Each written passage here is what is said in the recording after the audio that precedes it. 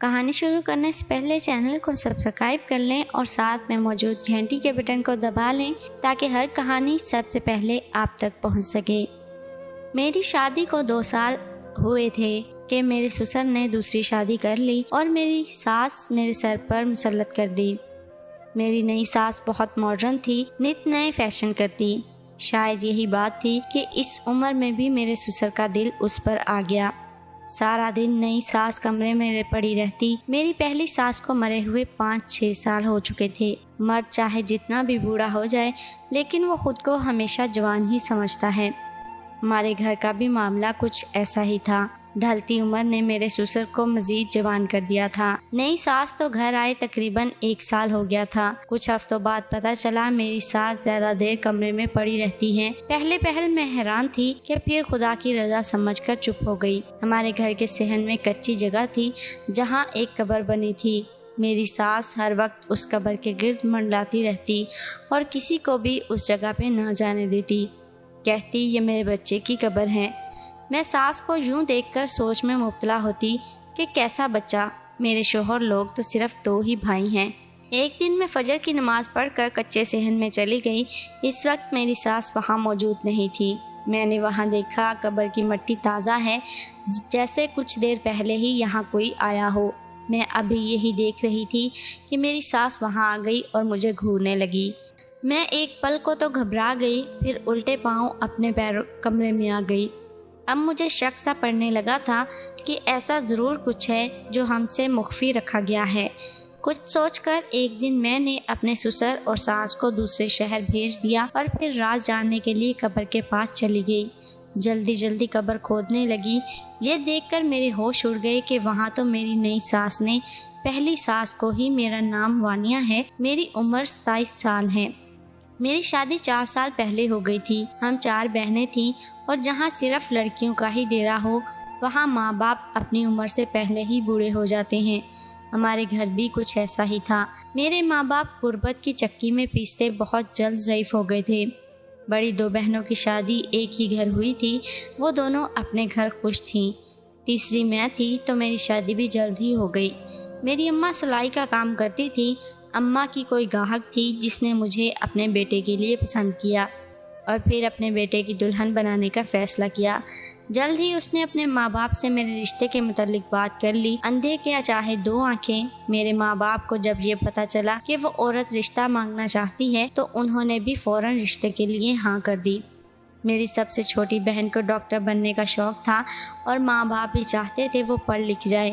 میں بچپن ہی سے پڑھائی لکھائی میں زیادہ اچھی نہیں تھی اور میری بہنیں بھی بس میٹرک تک کی تعلیم رکھتی تھیں، اس لیے ہم نے اپنے گھروں کی ہو گئیں۔ میرے شوہر لوگ صرف 2 ہی بھائی تھے۔ میرے شوہر کا نام اسفند تھا جبکہ چھوٹا دیور ریحان دبئی میں رہتا تھا اور وہاں اس کی دکانیں تھیں۔ وہ ادھر ساتھ پڑھائی کرتا اور ساتھ ہی کاروبار بھی کرتا۔ میری ساس ایک اچھی خاتون تھی، ہمیشہ مجھ سے اپنائیت اور محبت سے بات کرتی۔ انہوں نے کبھی مجھے گھر کی کمی محسوس نہ ہونے دی کیونکہ وہ مجھے اپنے ہاتھوں سے بیاہ کر لائی تھی۔ اس کے بعد میرے سسر بھی مجھ سے بہت محبت اور دل کے اچھے تھے، مگر تھوڑے وقت بعد ہی ان کی حقیقت پتہ چل گئی کہ وہ ایک عیش پرست انسان ہیں اور رنگین طبیعت کا مزاج رکھتے ہیں۔ ایک روز مجھے پتہ چلا میری ساس کے دماغ میں ٹیومر ہے اور وہ بیمار رہتی ہیں۔ مجھے یہ سن کر بہت دکھ ہوا کیونکہ میری ساس میں ہمیشہ مجھے اپنی ماں نظر آتی تھی۔ جب مجھے یہ بات پتہ چلی تو میں نے فوراً ان کے علاج کروانے کی تگ و دو شروع کر دی، لیکن جب موت کا وقت مقرر ہو تو لاکھ چاہنے کے باوجود بھی ہم کچھ نہیں کر سکتے۔ ہمارے ساتھ بھی کچھ ایسا ہی ہوا تھا۔ علاج کروانے کے باوجود بھی میری ساس زیادہ دن زندہ نہ رہ سکی۔ میری ساس کو پورا ہوتے دیکھنے کا بہت شوق تھا۔ قسمت نے کچھ ایسا عجیب کھیل کھیلا کہ میں حاملہ ہوئی، لیکن جلد ہی میری جھولی خالی ہو گئی اور یہ خواہش ان کی خواہش ہی رہ گئی۔ میں اکثر جب رات کو کسی کام سے کچن میں جاتی تو سنتی کہ سسر کسی سے فون پہ بات کر رہے ہیں، جبکہ میں دیکھتی کہ میری ساس کے کمرے سے ان کے رونے کی آوازیں مسلسل آ رہی ہیں۔ پہل تو مجھے حیرت ہوتی کہ میری ساس کیوں روتی ہے، مگر جب مجھے پتا چلا کہ میری ساس سے بڑھ کر تو کوئی دکھی عورت اس دنیا میں ہے ہی نہیں تو مجھے ان سے ہمدردی محسوس ہونے لگی۔ پھر اکثر رات کو یا دن کے وقت میں ان کی دلجوئی کرنے میں مگن رہتی، مگر میرے ایسا کرنے سے कोई फर्क नहीं पड़ता था। शायद वक्त के उनको कठोर कर दिया था।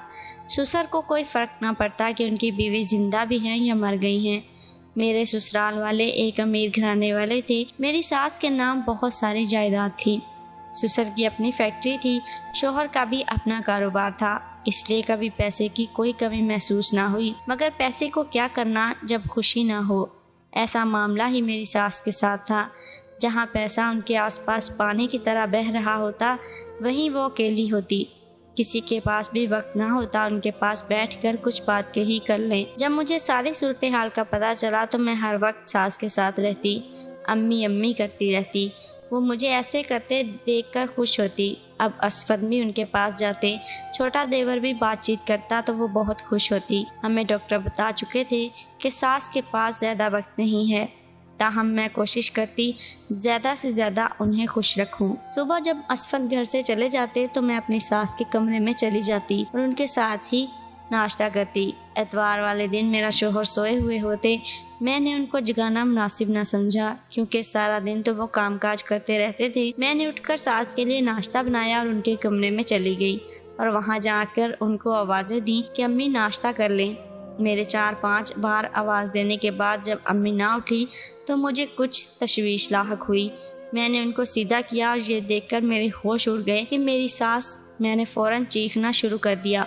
सब मेरी आवाज़ें सुनते भागते हुए आए। अम्मी को फ़ौरन अस्पताल लेकर गए और वहाँ जो खबर हमें पता चली वो किसी आफत से कम न थी। मुझे महसूस हुआ जैसे मैं यतीम हो गई हूँ। अम्मी की मौत की खबर सुनकर मेरे सर पर बम गिरा। मुझे दुनिया की हर चीज़ से नफरत महसूस होने लगी। मैं नहीं जानती सास की कब कैसे किस वक्त तदफीन हुई। मुझे अम्मी की आवाज़ें बार बार सुनाई देती। मैं उन्हें याद करके रोती रहती। शोहर मेरा दिल बहलाने की बहुत कोशिश करते। मेरे ससुर को ज़्यादा फ़र्क नहीं पड़ा था। वो 3 दिन घर रहे, फिर अपने काम में मगन हो गए। वक्त का काम गुजरना होता है, सो वक्त गुजरता रहता है। हमारे सोशल सर्कल में ये बातें गर्दिश करने लगी कि मेरे ससुर का अफेयर चल रहा है। ऑफिस की ही कोई लड़की है। बड़े लोगों में ये बातें आम होती हैं, इसलिए मेरे शौहर ने ज़्यादा अहमियत ना दी। दुबई में देवर ने अपनी मर्जी की शादी कर ली थी। सब अपनी ज़िंदगियों में मगन थे, हर एक दूसरे से बेखबर था। किसी के साथ क्या हो रहा है ये किसी को पता नहीं था। ज़िंदगी अपनी रफ्तार से गुजर रही थी कि एक रात अचानक मेरे ससुर ने मेरे सर पर बम धमाका किया कि उन्होंने किसी से शादी कर ली और फिर नई सास मेरे सर पर मुसल्लत कर दी। नई सास का नाम जहाँ आ रहा था वो बहुत मॉडर्न थी, दुनिया को अपनी ठोकर पर रखने वाली थी। शायद उसकी खूबसूरती थी कि इस उम्र में भी ससुर का उस पर दिल आ गया। मर्द शायद कभी भी बूढ़ा नहीं होता, वो ताउम्र ही जवान रहता है, या शायद उसके जज्बात जवान रहते हैं। यही हमारे घर का भी मामला कुछ ऐसा ही था। ढलती उम्र ने मेरे ससुर को मजीद जवान कर दिया था, या फिर दौलत के नशे ने उसके मिजाज बिगाड़ कर रख दिया था, या फिर यूँ कहें कि ढलती उम्र के साथ साथ वो अपने बुढ़ापे के सहारे के लिए दूसरी शादी कर ली थी। मेरी सास को मरे अभी 5 साल भी नहीं हुए थे कि मेरे ससुर ने दूसरी शादी कर ली। नई सास को घर आए तकरीबन 1 साल ही हो गया था। कुछ हफ्तों बाद ही पता चला कि मेरी सास ज़्यादा देर कमरे में पड़ी रहती है। उसके होने ना होने का ज़्यादा पता ही नहीं चलता था, क्योंकि वो अपने कमरे से बहुत कम निकलती थी। या तो खाने के वक्त ही कमरे से बाहर निकलती थी, या फिर जब कोई काम होता तो उसके घर से ही निकलती। पहले मैं बहुत हैरान थी इसकी इस हरकत पर।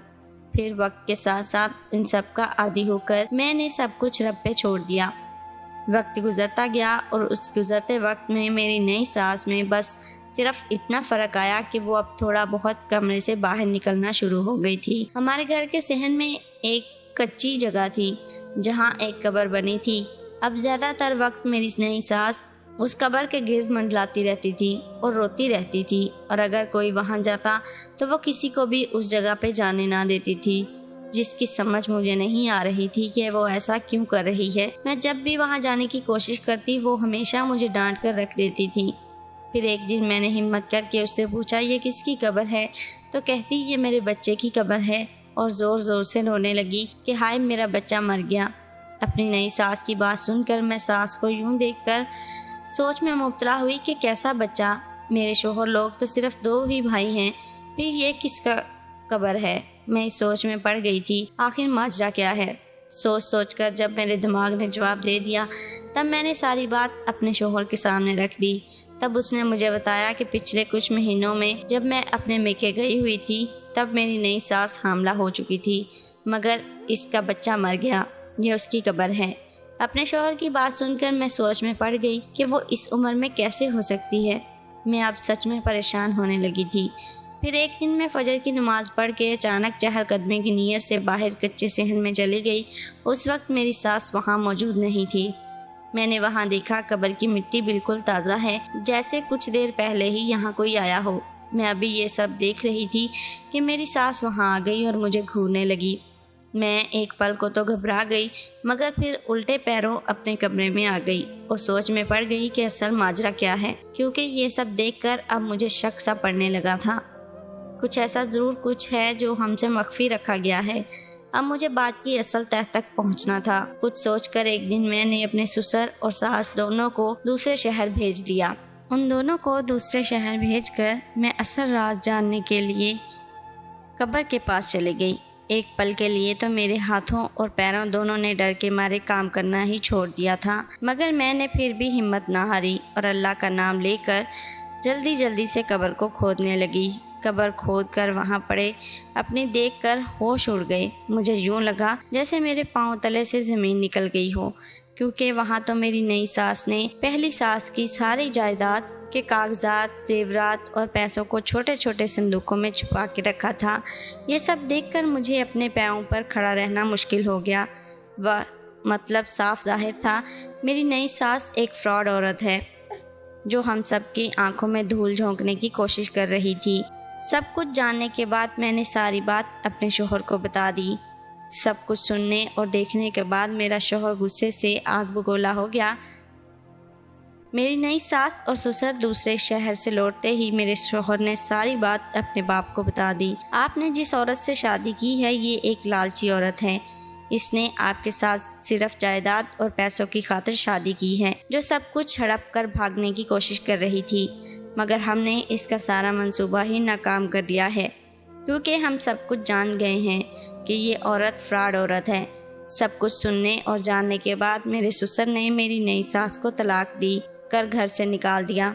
वो अपने किए पे बहुत शर्मिंदा था और इसी शर्मिंदगी को मिटाने के लिए वो रोज़ ही अपने पहली वाली बीवी की कब्र पर जाकर रोता और माफ़ियाँ मांगता। व्यूवर्स, हमारी आज की कहानी आपको कैसी लगी कमेंट में ज़रूर बताएं। मिलते हैं एक नई वीडियो के साथ, तब तक अपना ख्याल रखें। हमें दीजिए इजाज़त। अल्लाह हाफिज़।